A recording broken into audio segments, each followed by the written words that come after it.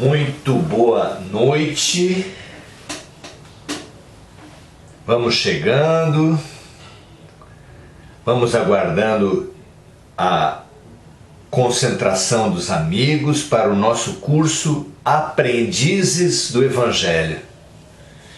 Estamos aqui dando sequência aos nossos estudos junto com todos os amigos, unindo-nos em torno do Mestre, alunos unidos em torno do Mestre. Alunos quer dizer sem luz, alunos, nos reunindo em torno da luz, como as mariposas em torno da lâmpada, que se aquecem, se iluminam e são protegidas pela luz. Nós também,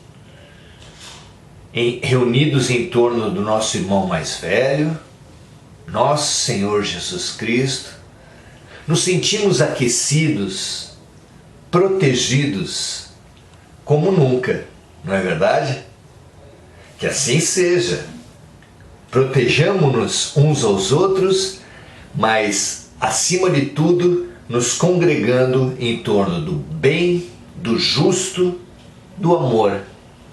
Assim seja sempre. Muito boa noite, Cláudia Silva, Maria José Sobral, Adelaide Ferreira, Rosana Godoy Ornô, Jussara Regina da Costa, Sabrina Fagundes, Mônica Silva. É realmente uma comunhão, nos reunindo em torno do bem, em torno da luz, em torno de Jesus. Que nós, na noite de hoje, avancemos um pouco mais, não para decorar capítulos do Evangelho, não para decorar versículos, não para alegar virtudes que ainda não possuímos, mas ao contrário, para nos estimular a adquirir, a conquistar essas virtudes, admitindo a nossa incompletude, a nossa dificuldade. Que a humildade seja a chave que abre, porque é a chave que abre nossas almas à evolução. Que a arrogância, o orgulho, seja percebida por nós, a autossuficiência seja percebida por nós como uma chave que fecha as nossas almas para a evolução. Reunamo-nos e nos integremos em humildade, boa vontade, compaixão, essas chaves fantásticas para a nossa evolução. Muito bem, hoje estamos no capítulo 10 de O Evangelho segundo o Espiritismo, capítulo 10, Bem-aventurados os que são misericordiosos. Vamos lá? Vamos lendo as citações do Evangelho e escolhendo alguns trechos do capítulo para fazer uma leitura, já que não é possível, não é prático para a gente ler o capítulo todo. Nem o tempo seria suficiente e, se fosse para lermos rapidamente todo o capítulo, nesse tempo que nós nos destinamos à comunhão com o alto, praticamente não nos seria possível refletir sobre o que temos visto. Então vamos escolher o Evangelho, que é o cerne dessa reflexão, e uma reflexão, um comentário de Kardec. Vamos lá. São várias as citações nesse capítulo. A primeira, item 1. Bem-aventurados aqueles que são misericordiosos, porque eles próprios obterão misericórdia. Se perdoardes aos homens as faltas que eles fazem contra vós, vosso Pai Celestial vos perdoará também vossos pecados. Mas se não perdoardes aos homens quando eles vos ofendem, vosso Pai também não vos perdoará os pecados. Se vosso irmão pecou contra vós, ide-lhe exibir sua falta em particular, entre vós e ele. Se ele vos escuta, tereis ganho o vosso irmão. Então Pedro, se aproximando, lhe disse: Senhor, quantas vezes perdoarei ao meu irmão? Quando ele houver pecado contra mim, será até 7 vezes? Jesus lhe respondeu: Eu não vos digo que até 7 vezes, mas até 70 vezes 7 vezes.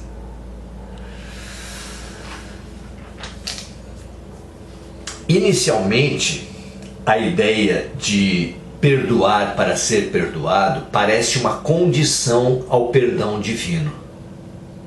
E essa ideia parece incompatível com o amor incondicional de Deus.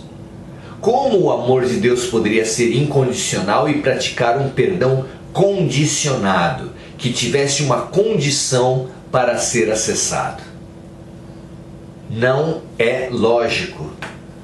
Muito mais racional nos parece a ideia de que o perdão é um padrão vibracional que só é alcançado pela gente quando o praticamos, não quando dizemos eu te perdoo ou me perdoe. O perdão é praticado no nosso coração. A vibração do perdão é alcançada quando praticamos o perdão no nosso coração. É por isso que, para abrirmos as portas para a luz do sol, para as nossas casas não continuarem escuras como tem sido até agora, não basta dizer abra-se. É preciso ir lá e abrir, afastar as cortinas e abrir as janelas.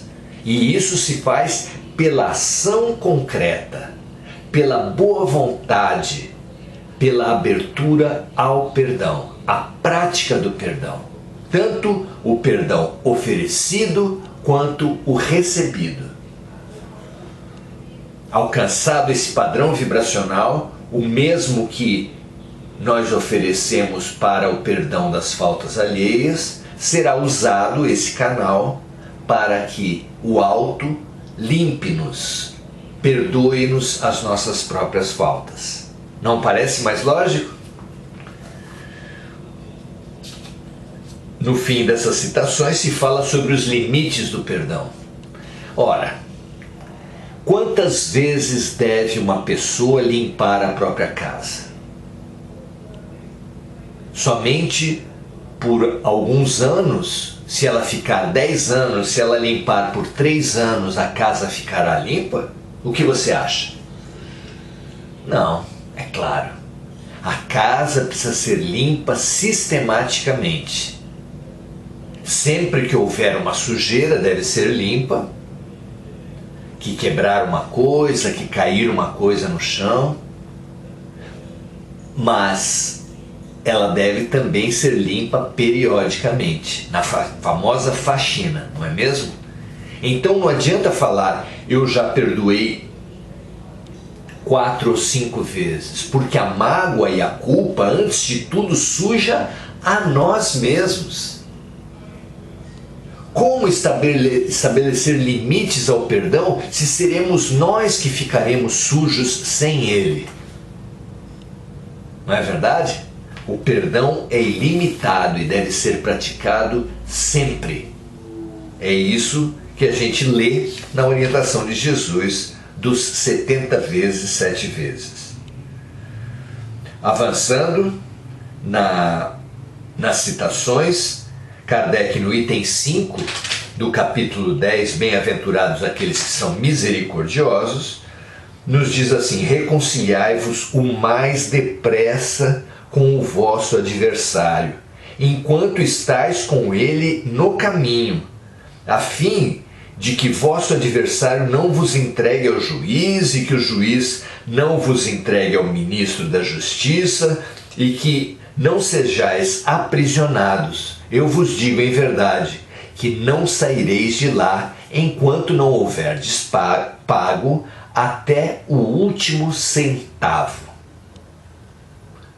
Isso está lá em Mateus capítulo 5, versículos 23 a 26. Na citação também é lembrado os versículos anteriores dessa mesma passagem que diz: se, pois, quando apresentardes vossa oferenda ao altar, vós vos lembrardes que o vosso irmão tem alguma coisa contra vós, deixai a vossa dádiva aí ao pé do altar e ide antes reconciliar-vos com o vosso irmão e depois voltai para oferecer vossa dádiva. É claro que o rito da oferta, o rito do dízimo, o rito do passe ou da palestra, qualquer rito que for praticado em qualquer templo, sob qualquer denominação, não pode ser mais importante do que a prática do perdão, a prática da reconciliação. Não é isso? E isso deve ser feito com urgência. Deixemos todos os ritos que são menos importantes e priorizemos em nossas vidas com urgência a reconciliação com os nossos adversários.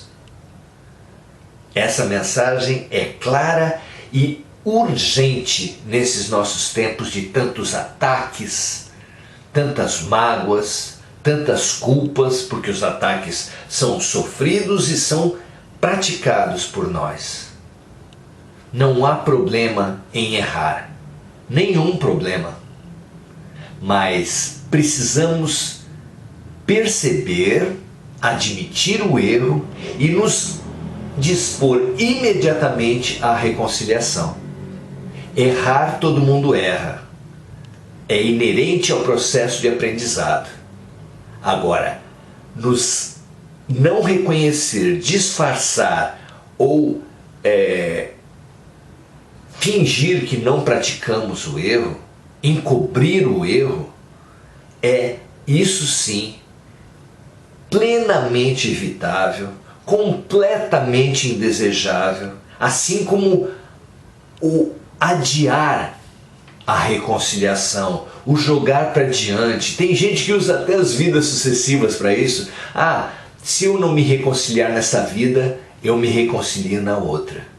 Nessa passagem, Jesus é claro quando fala da pressa. Reconciliai-vos o mais depressa com o vosso adversário. Algumas traduções falam: reconcilia-te já com o teu adversário. É o único momento em que Jesus encarece pressa e exige pressa de nossa parte. Porque senão, como ele diz em linguagem figurada, aquelas mágoas, aquelas culpas, elas se enraizam no espírito e se enraizando no espírito são passadas para o corpo na forma de doenças, muitas vezes de difícil cura. Que antes de tudo, nós nos reconheçamos nossos erros, admitamos nossos problemas e vamos até o adversário pedir perdão, oferecer perdão para limpando as nossas mentes e os nossos espíritos, impedir doenças terríveis que acometem nossos corpos pela nossa invigilância. Não é isso? Aqui, Kardec, no seu comentário, fala de uma doença espiritual muito comum em todos os tempos, mas especialmente nesses tempos de transição planetária. Vamos lá? Há na prática do perdão e do bem em geral mais que um efeito moral. Há também um efeito material. Sabe-se que a morte não nos livra dos nossos inimigos. Os espíritos vingativos perseguem frequentemente, com seu ódio, além do túmulo, aqueles contra os quais conservaram rancor, vindo daí o provérbio que diz: morto o animal, morto o veneno, mostra-se falso quando aplicado ao homem. O espírito mau espera que aquele a quem quer mal esteja preso ao corpo e menos livre para o atormentar mais facilmente, atingi-lo em seus interesses ou em suas mais caras afeições. É preciso ver nesse fato a causa da maioria dos casos de obsessão daqueles, sobretudo, que apresentam uma certa gravidade, como a subjugação e a possessão. São processos de vingança que acontecem aqui na Terra, obsessão de encarnado para encarnado, mas também daqueles inimigos aos quais nós pensamos ter ganho, pensamos ter superado com vitórias na Terra, inclusive pela eliminação física, mas que com ela nós abrimos portas para um duelo invisível, que no caso a vítima ganha um ascendente moral sobre o algoz, sobre aquele que a matou, enorme, chamado culpa. E a culpa vai ser um mecanismo de dominação da vítima de um assassinato, por exemplo, daquele que a matou. Muito importante nós percebermos esse mecanismo da obsessão, da subjugação, da possessão, tendo como base principal a culpa. Porque essa compreensão vai fazer com que a gente se livre o quanto antes da culpa, pedindo perdão. Ah, mas se a pessoa não lhe der o perdão, não tem importância, insistamos, e se não for possível a pessoa nos perdoar, façamos nós o perdão prático. Se nós tivemos uma avó que faleceu sem que nós tivéssemos a maturidade para nos reconciliarmos com ela antes do seu falecimento, vamos até um asilo e ouçamos as avózinhas que estão lá e façamos esse ato de solidariedade, de empatia, de fraternidade em intenção da nossa avó, da nossa mãe.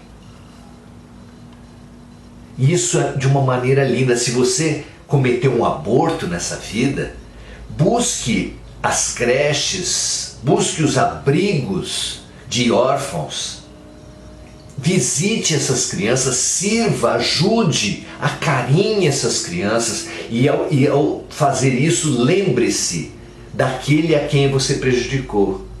Pode ter certeza que o carinho gerado ali vai chegar até a pessoa com quem você quer se reconciliar como um jorro de luz. Faça da caridade uma prática concreta de reconciliação com aqueles que não é possível acessar porque já morreram ou não é possível acessar porque não nos perdoam.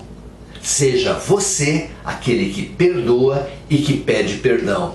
E que quando não é atendido, faz esse perdão prático, vigoroso, através da caridade, da fraternidade.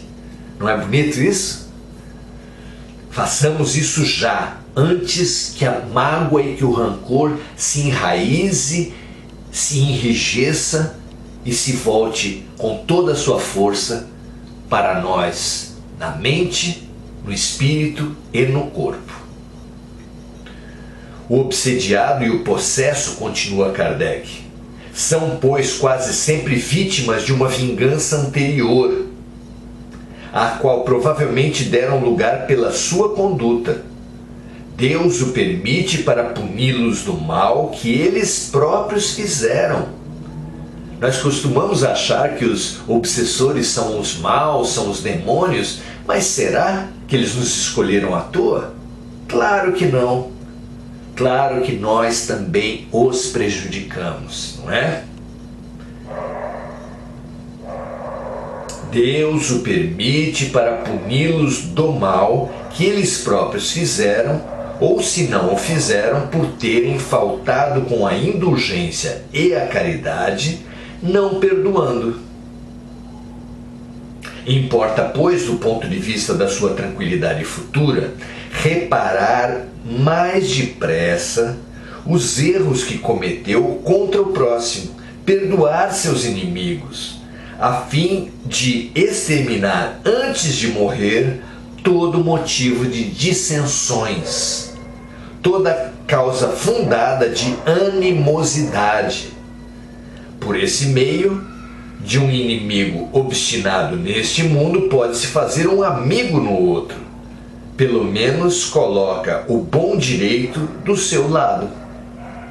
E Deus não deixa aquele que perdoou ser alvo de vingança, porque Ele limpa sua mente através do pedido concreto de perdão, da ação concreta de reconciliação.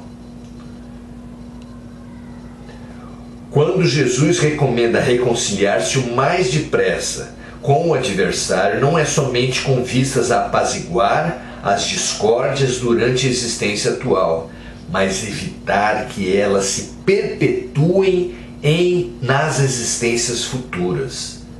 Não saireis de lá, disse ele, enquanto não houverdes pago até o último centavo, quer dizer, satisfeito completamente a justiça de Deus. Como é importante, como se torna grande o perdão, a misericórdia, a reconciliação, quando vista do ponto de vista da eternidade, não é mesmo? Aqui na matéria nós temos essa ilusão de que com a morte, com a distância, que as pessoas vão esquecer o mal que nós fizemos a eles. A energia continua lá, a mágoa continua lá, o rancor, o desejo de vingança, são todos venenos de alma, que mesmo quando aquele que nos prejudicou já esqueceu, terá ele espíritos associados a eles, que não perdoam e que precisam, para sua libertação de nós, para não se voltarem contra nós pela obsessão, que nós pratiquemos a reconciliação. Não apenas de boca, mas de atos concretos. Item 7. Sacrifício mais agradável a Deus. Se, pois, quando apresentardes vossa oferenda ao altar... não, esse nós já lemos. O argueiro e a trave no olho. Por que vedes um argueiro no olho do vosso irmão, um cisco no olho do vosso irmão? Vós que não vedes uma vareta no vosso olho?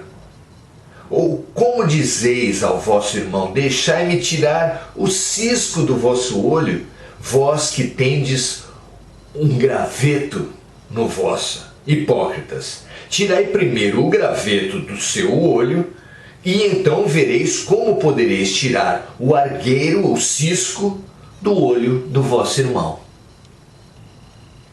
Mateus capítulo 7, versículos de 3 a 5.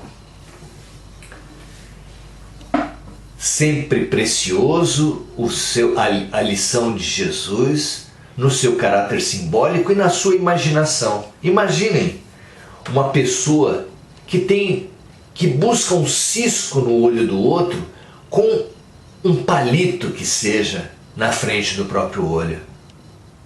Tolo, diz Jesus, tira primeiro o palito da frente do olho e depois você vai poder tirar o cisco do olho do outro. Nós que somos tão rígidos para procurar os problemas que os outros cometeram, que temos praticado essa rigidez como base de toda a nossa desarmonia, de todas as nossas doenças, por que não experimentamos, por alguns anos que seja, inverter isso? Ao invés de sermos condescendentes com os nossos erros e rigorosos com os erros dos outros, Sejamos condescendentes com os erros dos outros e mais rigorosos com os nossos erros. Aprendendo, limpando, reconciliando, reparando, através do serviço e da caridade. Não é? Encerram-se as citações com duas outras em que Kardec selecionou lá no item 11 e 13. Não julgueis a fim de que não sejais julgados, porque vós sereis julgados segundo houverdes julgado os outros. Aquela questão do padrão vibracional. E se servirá para convosco da mesma medida com a qual vos servirdes para julgar aos outros. Então os escribas e os fariseus lhe conduziram uma mulher que tinha sido surpreendida em adultério e a colocaram de pé no meio do povo, dizendo a Jesus: Mestre, esta mulher acaba de ser surpreendida em adultério. Ora, Moisés nos ordena na lei para apedrejar as adúlteras. Qual é, pois, sobre isso vosso sentimento? Eles diziam isso para tentá-lo, a fim de ter do que acusá-lo. É claro, se ele fosse contra a lei de Moisés, seria digno de morte. Se ele fosse a favor da lei de Moisés pelo apedrejamento, seria contrário a toda a doutrina de amor, misericórdia e perdão que ele tinha pregado e inundado toda a Palestina. Como sair disso? Pois Jesus, abaixando-se, escrevia com o dedo sobre a terra. Como continuassem a interrogá-lo, ele se ergueu e lhes disse: Aquele dentre vós que estiver sem pecado, lhe atire a primeira pedra. Depois, abaixando-se de novo, continuou a escrever na terra. Mas eles, ouvindo falar assim, se retiraram um após outro, os velhos saindo primeiro. E assim Jesus permaneceu só com a mulher que estava no meio da praça. Então Jesus, se levantando, lhe disse: Mulher, onde estão vossos acusadores? Ninguém vos condenou? Ela lhe disse: Não, Senhor. Jesus lhe respondeu: Eu também não vos condenarei. Ide, e no futuro não pequeis mais. Evangelho de João, capítulo 8, versículos de 3 a 11. Muito difícil é a todos nós praticar o mandamento do não julgarás. Nós nos colocamos como policiais, acusadores, julgadores e carcereiros de todos à nossa volta. Como se nós mesmos fôssemos os reis da virtude, as almas puras, parâmetro para julgar a todos. Só que isso é mentira, isso não se sustenta. Quando nós reconhecermos as nossas faltas, sendo mais perspicazes para perceber as nossas faltas que para julgar o problema dos outros, nós perceberemos a ninguém podermos acusar. Perceberemos que só aqueles que estiverem sem pecados podem atirar as pedras no erro dos outros. Isso nos apaziguará, nos acalmará e nos possibilitará viver em paz. Que ideal mais importante para esse momento das nossas vidas do que viver em paz. Não é verdade? Cansados de guerra, cansados de ódios, de perseguições, de conflitos, cansados de venenos, nós queremos paz e precisamos de paz. Mas, como disse o príncipe da paz, Mahatma Gandhi, só menor do que o próprio Jesus, nós precisamos fazer em nós a paz que nós desejamos para o mundo. A paz do mundo não está em nossas mãos, mas a paz em nós está exclusivamente em nossas mãos. E alcança-se a paz interior, perdoando os erros dos outros e buscando a reconciliação dos nossos próprios erros. Através da reparação, do serviço, da compaixão. Não é maravilhoso? Que estejamos abertos a isso. Vamos agora às colocações dos amigos, às observações que cada um traz para nós.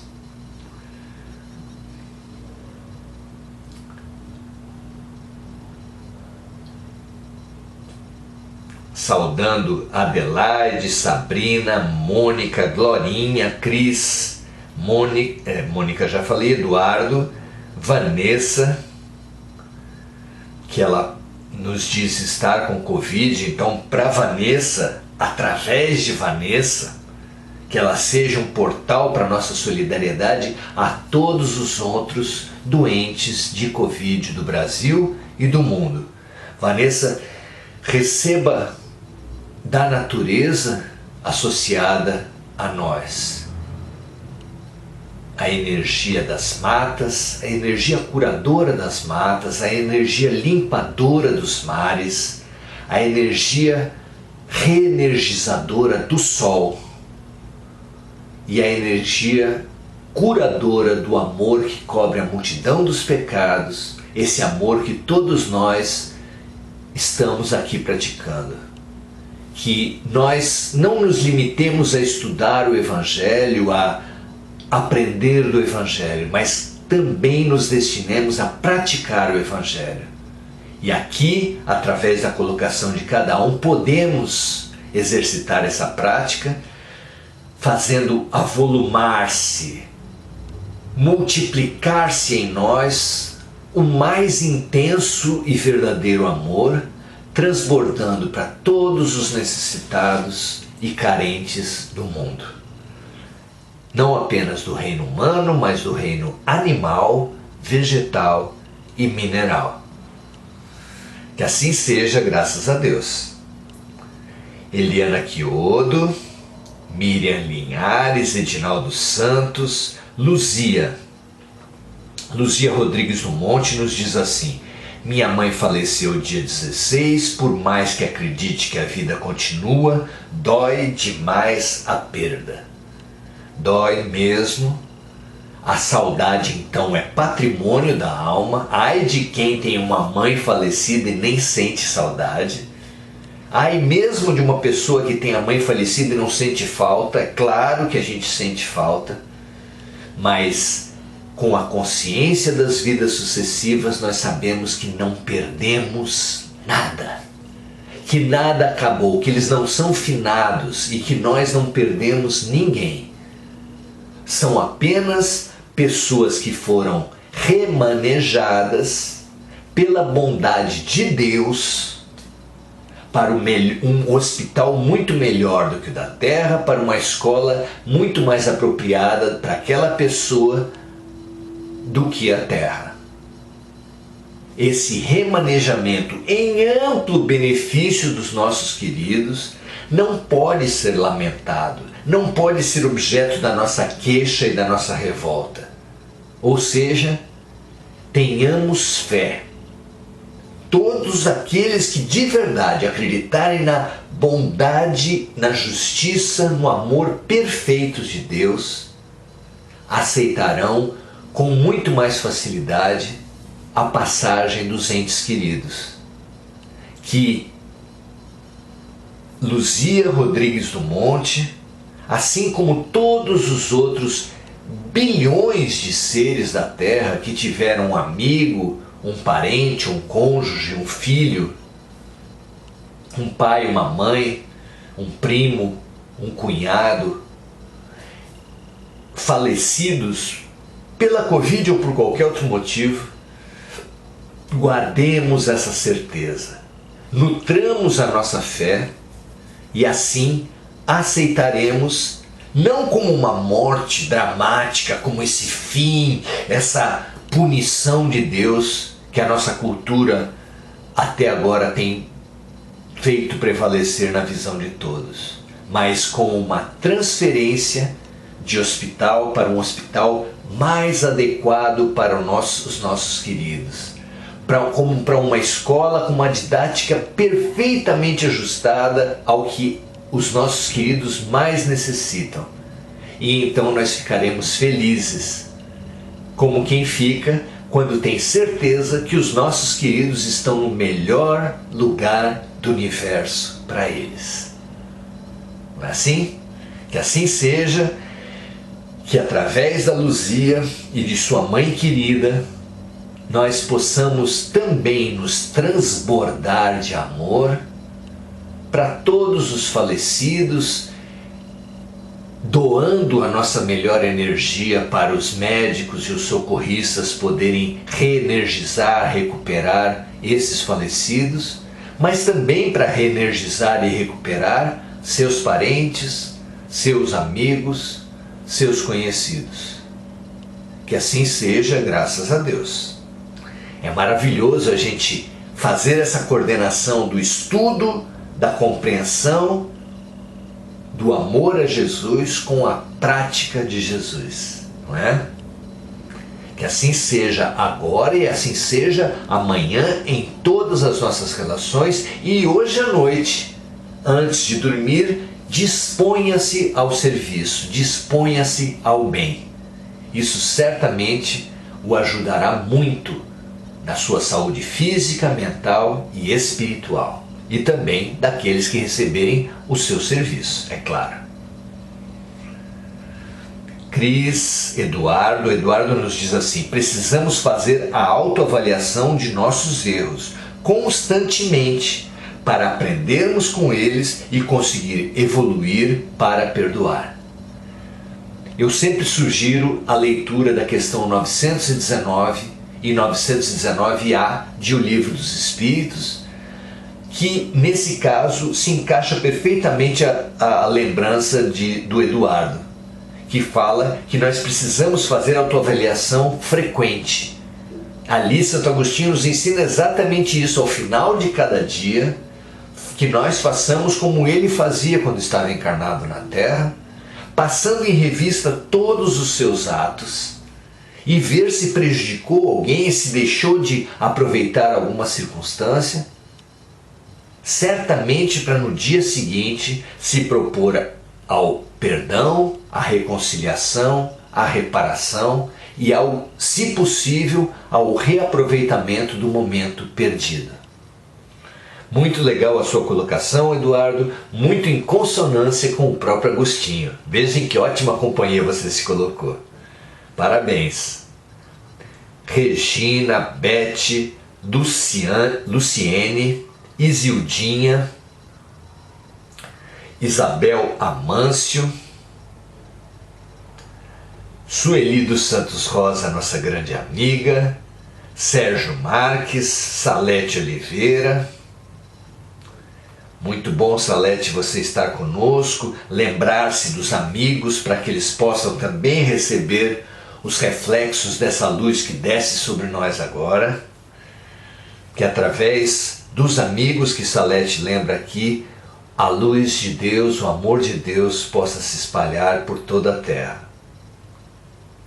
Marisa, Paula Fernandes, o pior de errar é o sentimento de culpa que ficamos depois, porque tenho a consciência de que errei, vivendo e aprendendo a calar.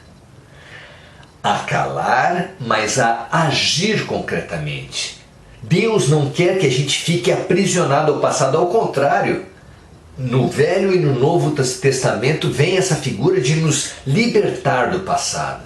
E de nos libertar do passado, a esposa de Ló foi orientada a não olhar para trás para não virar uma estátua de sal. Jesus diz que ninguém pega o arado e trabalha olhando para trás. E esses símbolos são eloquentes para dizer para a gente: tenha consciência dos seus erros, sim, mas faça dos seus erros trabalho, reconciliação, serviço De preferência aquele a quem você prejudicou, mas se não for possível, serviço no geral em intenção dos que nós prejudicamos. Não fique se lamentando, não fique se culpando, não fique enrijecido, paralítico no passado. Proponha-se ao movimento, ao trabalho, à solidariedade, não é? Esse é o caminho apontado por Jesus, um caminho fantástico para todos nós. Muito legal, Paula, muito obrigado. A Priscila lembra de vibrações a um amigo, que esse amigo também receba no hospital, assim como os amigos que estão em todos os hospitais da Terra, mas especialmente ao Cleiton, a quem a Priscila lembra aqui, que ele receba nossa carga de energia, nossa carga vital. Miriam Linhares, precisamos mesmo buscar sempre o perdão. Nessa fase atual, quantos têm desencarnado sem perdoar o irmão? E às vezes por motivos tão pequenos. Meu amigo, minha amiga, como a gente acabou de dizer, se isso aconteceu com você, não fique remoendo, não fique querendo se punir na culpa. Deus não quer a punição dos seus filhos, quer a reparação e o aprendizado. Liberte-se da culpa, liberte-se da mágoa e você se abrirá à lição do momento, à oportunidade do momento que Deus colocou à sua frente. Muito bom. Muito legal, Miriam, muito obrigado. Paula Fernandes fala, maravilhosa essa aula. É sempre muito bom escutar o Evangelho traduzido por você, Maurício. Muito obrigado, perfeito, gratidão pelo aprendizado. Nunca foi tão necessário esse produto de limpeza, perdão. Para todos nós, sem exceção. Muito obrigado a você, Paula. Isildinha, o perdão é muito mais benéfico para quem pede do que para quem recebe. Quando perdoamos, tiramos do coração a mágoa e não existe alívio maior. Maravilhoso o seu depoimento, Isildinha. Muito obrigado. A Marisa diz assim, não sinto nunca revolta, mas sinto muita dor. Veja, Marisa, investigue você mesmo. Ninguém de fora pode dizer do seu coração. Mas investigue se essa dor que você sente por ter sido prejudicada, se não é uma mágoa que a envenena antes de tudo. Adoro aquela frase que fala que a mágoa é um veneno que a gente toma e espera que o outro morra. Não é? Pense a respeito disso. Não sei se serve para você. Se servir, seria maravilhoso. Paula Fernandes falando que as questões 919 e 919A não dá para esquecer. Realmente elas são preciosas. Vale a leitura, vale a reflexão, vale o estudo. E a Beth Figueiredo diz assim, sou filha de uma mãe narcisista que pensava principalmente ou exclusivamente nela mesma. Já desencarnada, ela passou a vida colocando a ela, Beth, contra a irmã e todos contra nós duas.